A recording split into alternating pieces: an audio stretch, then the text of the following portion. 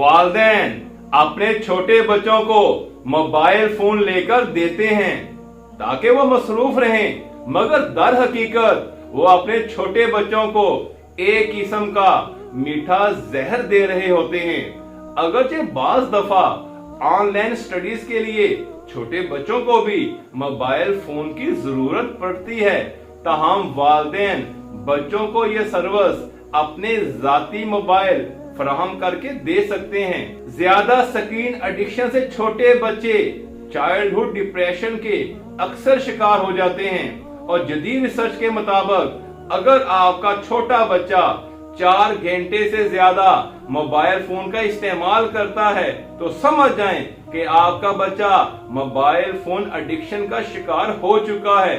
Mobile phone को ज्यादा इस्तेमाल करने से छोटे बच्चे अपने आप को घरेलू और माशरती तौर पर दूसरों से अलग थलग कर लेते हैं।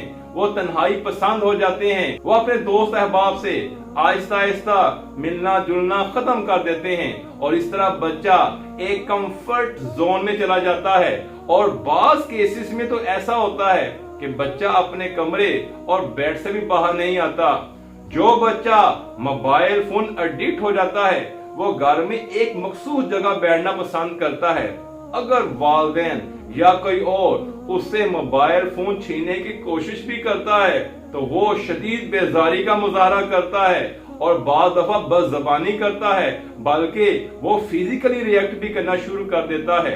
लाहौर में कुछ अर्सा पहले एक स्टूडेंट ने पबजी गेम खेलते हुए अपने अहले खाना को मार डाला। यहूदियों ने बच्चों को गुमराह करने के लिए शिवा, सुपरमैन, टाजरन और दीगर कई ऐसे किरदार तख्लीक किए जिसमें बेहुदा रोमांटिक सीन हैं जो कि बच्चों के नापुख्ता जहन को खराब करते हैं।